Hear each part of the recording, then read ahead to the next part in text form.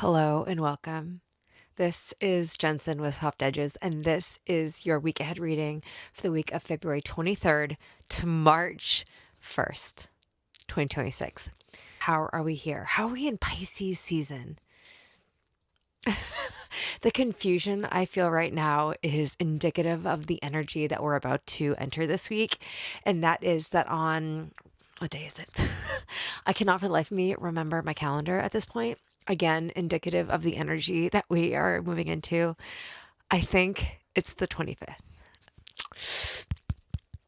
I think it's the 25th, and Mercury stations retrograde in Pisces, which is where it's going to be for quite a while. So buckle up for that ride. I do have, let's see if I can flip this here for a minute. Hold on. We're doing our best. Um, how might this feel? This is different. I've never done this before, but how might this feel? So interesting. We got the reversed Eight of Cups. Hopefully this zooms in. I'm not really sure. We'll find out. We got the reverse Eight of Cups. Some of the keywords are avoidance, fear of loss, and walking away. I also have to name like the escapism and the withdrawal on this card, even though it's in the upright. Those are the indications. And I just heard in my head, I see some like empty shells, and there was something like the lights on, but no one's home. I get a sense that this Mercury retrograde is going to really have us feeling super spacey and not really sure about. We got another card, the eight, another eight. So interesting. I'll have to sit with that for another minute, but another eight in reversed. In reverse, and one of the words is focus in reverse. I think it'll be challenging for us to focus. I'm getting a couple things in that. Part of me thinks that that's talking about like the focus in our energy, focus on where to focus our energy with what's going on in the collective, where to focus our energy on ourselves. Like I'm getting this vision right now of this dispersed feeling of maybe if you're experiencing like pain or stress or overwhelm, not even being able to recognize where you're feeling that, just this overall feeling of disbursement, displacement. Ooh, so interesting that I would use the word displacement. Ooh. It's just worth mentioning that Mercury, though in Pisces, is poetic and creative. Like some of the most beautiful musicians and poets and artists have a Mercury in Pisces. It's just not super strong in to get things done. It's not an energy of being able to be really clear with your words. Like I said, it's more poetic and artistic, which is so beautiful in the right circumstances. I'll leave that there. I do want to mention another transit that's happening this week, and it's the day after this Mercury retrograde. So maybe the 26th, maybe the 27th. I think it's the 27th. We have Mars squaring Uranus. Another tricky transit. Yeah, so what do I have to say about that? It's a tricky energy. Mars is this planet of inflammation. It's in Aquarius, which is the masses. It makes me think of like a revolting energy or like a stirring in the masses. Taurus is, our senses. It's our food systems. It's our money. I'm just really paying attention this week to money systems and food, like stuff going on with food, maybe some like natural events. I know that where I live in the Northeast, we have a massive blizzard making its way up this way. I'm really curious to see, how that affects this energy. Like it's looking like it's going to be huge. So I can't speak too much about it, but just from what I'm seeing, I think I want to pull a card on that too. Let's see if I can mess this up again. All right. And again, this is just different. This is just the way I'm feeling like pulling like this week. I will still pull a card, some tarot and an oracle on the overall energies like in our lives, but this is pulling specifically on the transits. This is Interesting. Hmm. Okay, I'm gonna leave this out. Right now I'm channeling. I'm thinking about the Mars and Uranus square that's coming this week, and we got the Queen of Needles first, with keywords like honest and clear of mind and unbiased. It's not really how I was expecting. Interesting. I am seeing the words fair. I wonder if it's going to be like a re-stabilizing of some kind. I mean, Uranus is anything but stabilizing. It's destabilizing. But I wonder if whatever occurs is so that things can become more stable. We'll see. The other card we got, wow, the Hierophant, which is ruled by Taurus. So this is really interesting energy. And the keywords on this are morality, beliefs, wisdom. What am I getting from this? Okay. This is actually taking me a few minutes to just sit with this energy because it's really interesting. It's really unique. It feels, because Uranus is an outer planet, it talks about like the collective. But then we have Mars, which is like a personal planet. But in Aquarius, another collective energy. I'm feeling challenged, honestly, to kind of understand and feel into what this feels like. And I guess the more I'm thinking about this is so much of this card is talking about like this inner knowing. And I can't help but wonder if this rebalancing that occurs, or this leveling, this reset, is in order to bring more alignment or more fairness. Fair is not equal, but we can all agree that things are really out of balance right now, especially in money and food systems mood. That's interesting. And maybe that Freudian slip was something around our feelings towards these things and others, and this divisiveness and how we feel so separate from others, like the people that don't have the same ideas as us. I'm just hearing right now, like, how do these people actually have, like, how do we at the core actually want the same things, which has come up in other readings recently.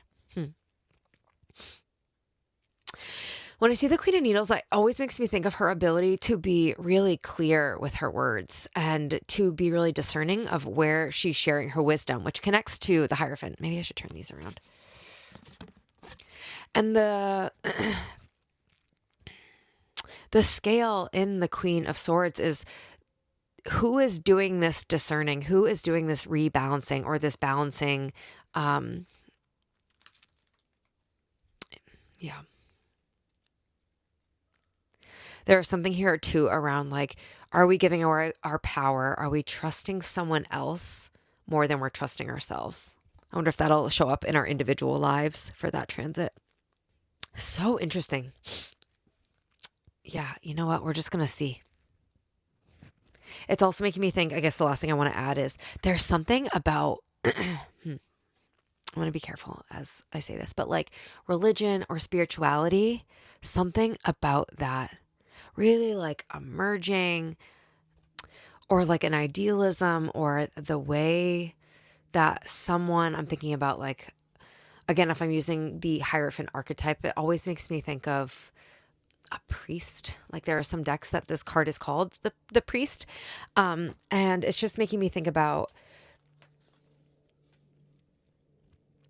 who we're trusting. I'm also curious if a religious figure or like a dogmatic person coming forward at this time and offering something. I don't know. This is so elusive. I'm having such a hard time seeing it clearly.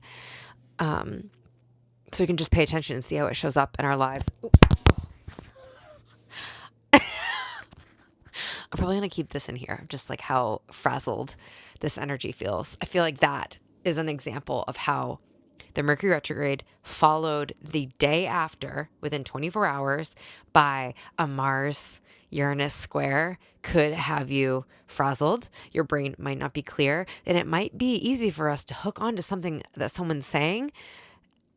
And it might be really important. It will be really important for us to come back and be like, all right, what is my inner wisdom?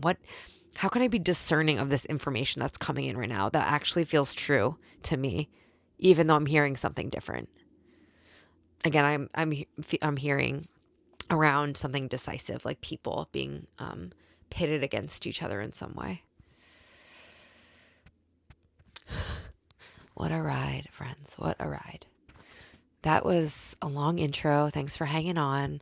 The card portion of this will be pretty brief because I feel like we got into some of the astrological energies. There is other things happening this week. You know, the sun is with the North Node and Mercury and Venus will come together. And those will all play a role in how we experience this week. But I really felt like it was important to focus on these two somewhat unclear energies that might be really dominant, and just feel like you should be mindful, you know, if you choose. Take what resonates, leave what doesn't, you know. So without further ado, here is the tarot reading for the week of February 23rd to March 1st. Alrighty, here we are. This is our energies for the upcoming week. We have Monday, Tuesday, Wednesday, Thursday, Friday, Saturday, Sunday. I'll explain this in a minute, as well as, and this. I'll explain this in a minute. So what we're looking at for Monday is if you have been feeling exhausted, burnt out, just really feeling like you're juggling more than you can handle, the beginning of the week is the perfect time to offload anything you possibly can, either to let it go completely or to, as the card suggests, delegate it to someone else. I think that a lot of people are experiencing like stress and this responsibility and burden and burnout, where all of those things are so real. And the solution here, take it off your hands. Don't carry it all, you know. In the upright, the wands can be so much to carry, like the things that we love, the things that we're, you know, passionate about, the things that we work for in our lives. After a while, it becomes too much. You realize you've taken on too much. I'm also hearing a message right now for someone, see if it's you. If you have been if you are like taking a ton of classes or like going and doing all these things, and then you know, you're lit up, you love being in these groups, but then you get home or you are like, turn off the Zoom and you come back to earth or whatever, and you realize that you're not actually integrating all the things you're doing because you are seeking outside yourself again and again and again. And these things that you love are actually burning you out in a lot of ways. Like they're still serving you. There's really some energy here for someone that there's an invitation here for you to, like I've been saying a million gazillion times, to rest. Again, I'll talk about this in a minute. Yeah. I think I can just leave that there or whatever. So at the beginning of the week, invitation here that if there are things that you can like ask other people to handle or just let go of completely, I would do it.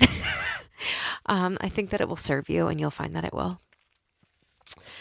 Wednesday, Thursday, how fitting that we come into a Mercury retrograde with the Seven of Cups in reverse. And we have words like illusion, fantasy, choices, confusion. How appropriate. This card is really giving me a sense too of our sense of time shifting. I know that this is a snake, but I just saw it as handcuffs. And there's something about this energy that's saying we might be really restricted by time or constrained by time or tied to time in a way that feels more uncomfortable than it normally does. I think that's something to be aware of. I don't think it's anything to fix. I'm just naming that there's something here around time. And with the illusion, you know, time is somewhat of an illusion, but also it's what helps us in our shared reality with others. Invitation this week to maybe like check and double check your like alarm clocks, and like if your clock is a few minutes behind and you've been just like living with it like that, just like set it right or something. I don't know. There is a little bit of some like idealized energy here too, where like we mentioned in the beginning of the video, if you're feeling like this is such a strange thing to come through right now, but if someone comes in as like a savior, if there's savior energy, whether that's a friend, a partner, a guru, a teacher, someone on the TV, a politician, I don't know, just like anyone in your life, if they are coming off as a savior and especially coming through when this Mercury retrograde is starting, I just big, big invitation to notice um, that this person might be saying things that feel really resonant to you, but I don't know. I'm just, there is a warning card here as well, and I'm going to start the warning here at the beginning of the week. I'm just going to say, like, I don't trust this person or this, I don't trust this solution. There's something about that. Such a strange reading for the Seven of Cups, but I'm going to roll with it. And then here we go. We enter the weekend where we have that Mars square Uranus, this disruptive energy, and we got the Apprentice with the warning. And again, coming from this illusion, I feel like there was a point too where these cards are all really like kept gravitating towards each other, and I really had to separate them. So what that's saying to me is like this confusing illusion energy, this like fantasy, this confusion of like what's real and what's not really bleeds into this weekend. And perhaps it'll be the length of this Mercury retrograde, but this like person who's coming in as like the Eight of Buttons is a card of mastery. We have this Apprentice, but we have a warning. Like there's something unstable here. There is something like mechanical. I'm just noticing this rabbit right here. And something that should be natural and soft and gentle is fake. It's, it's been concocted. It's been someone has invented it. It's not real. I'm also really noticing in this card the clouds. Again, bringing up this illusion, confusion energy.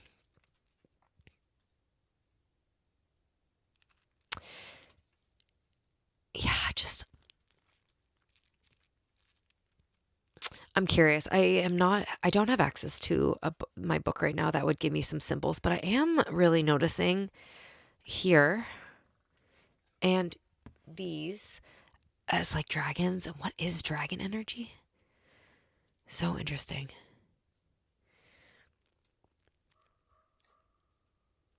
Yeah. Again, this feels like on a collective level. How do I like zoom it back in? I think this can also be like someone in your life. Like if someone comes in and offers you something that feels too good to be true, I would say that it is. It's in the Ace of Pentacles in the reverse to me is, oh, it says right there too, a lost opportunity. It's not grounded, which is interesting because for such a grounded card, there's nothing grounded about it. It's very mechanical. So interesting. There's something here too about having to be really calculated on what I just heard like what is it? Measure twice, cut once. Is that the saying? I can't remember. I'm not really good at sayings. But I just heard that. Like measure twice, cut once. Yeah, that's what I keep hearing. I don't know. But it's also making me think about like be really like methodical and before you like commit to something, right? Like before you screw this screw into your wall and make a hole, which can be fixed, which can be patched up, but that's more time and energy. Which listen, we're getting rid of things because we don't have the time and energy for extra things. Just yeah, be aware of this person or idea or something that comes in that feels like it's gonna fix it all. I'm gonna say it's it's not. I'm gonna say it's not. So just be mindful of that. Put those there. I'm not gonna be very fancy about this, but so I did ask, like, what can we do with this warning, right?